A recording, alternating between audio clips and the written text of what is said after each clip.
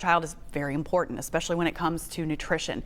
And it is now recommended that breastfed infants be introduced to an iron-rich food early due to the increased needs for iron at 6 months. But it can be difficult for parents to make sure they're getting their children what they need. So registered dietitian Amy Reed joins us. She's here to help kind of make some sense out of some of these new things. So you and I were just talking, and you said things have changed in the 10 years since you were, kind of feeding infants. So kind of what is updated for us? Well, the new thing, a lot of parents now are choosing to like skip spoon feeding and do what they call baby-led weaning. Okay. And that's really where you offer babies foods that are able for them to like use the pincer grasp to pick up and let them explore that food rather than spoon feeding. Now, that's not to say spoon feeding isn't needed or isn't good anymore.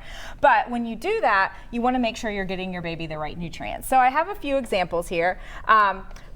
So typically when you're going to do like the baby-led weaning, you want to make sure you offer like a high iron food because the iron needs go up so much at 6 months. You want to make sure you're offering a high energy food to make sure they're getting enough fat and they're getting enough calories. And then you want to make sure you're offering a fruit or a vegetable. So I have a couple examples here. The iron, we have like a dark meat chicken, and then here we have like a mashed black bean. Okay. And these spoons are great now too. They kind of let the babies explore a little bit, and it encourages self-feeding with a spoon. And with the black beans, the plant-based sources of iron are not necessarily as absorbable, so they recommend using it with a vitamin C rich source. So here I've mixed it with some tomato paste as well as offering it with a fruit that's going to have some vitamin C in it. Great idea. And then your high energy foods are really high fat foods at this age because fat is very important as it has, it's very good for brain development, and it also giving like fatty fish and to young infants, which we can do now. They don't recommend delaying it. Will help with give the DHA for brain and eye development. So here I have like actually nut butter on toast strips you could give to an infant, and it's big enough that they could like pick up.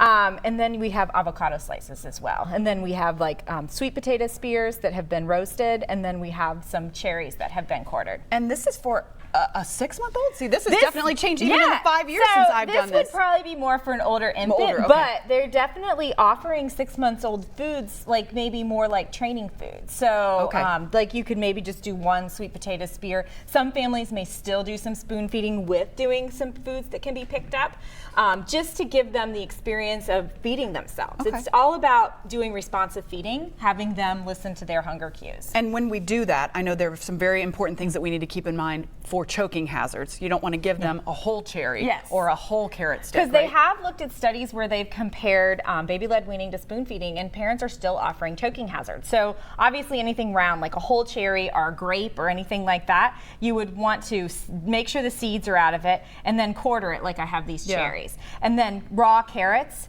they are hard for them, so just steam them a little bit to make them so they can easily, like, look at that, that just breaks apart, but the babies can pick it up. And then the other thing is spoonfuls of nut butter. We can now give peanut butter to infants less than 1 year to help. They actually think it helps prevent peanut allergies, but you don't want to give them a spoonful because that's a choking hazard. So that's why this would be 2 grams of peanut protein. There's 2 teaspoons, so you would put it like in a bowl like this and maybe mix it with some infant fruit. Oh, I love that. To thin it out. Yeah. And then you would have like a little paste. And so that's really how you need to offer like peanut butter, something like in this way. Still be okay to use a spoon to do that? Okay. Yes. You could do the spoon, or maybe you could do one of these kind of self-feeder spoons that'll help it like not fall off as easily. And just quickly, these things are good as well. So the infant cereals, great source of iron. You can still use that. I would still recommend it. It gives 60% of their daily value of iron in a quarter cup. And then the fruit pouches, the only thing I would say about them is making sure, like, if you're giving it because they have spinach, make sure spinach is this first ingredient. Because if it's like apple spinach, they're really not getting spinach. They're getting a lot of apple and a little bit of spinach. So I still love these, and I sneak them into popsicles. Well, thank you so much. You're always welcome. Great information. And where can we find your blog? AmyReedNutrition.com. Okay. All right. She's always got good stuff on there. We appreciate it. Thank you. you. And we'll be right back.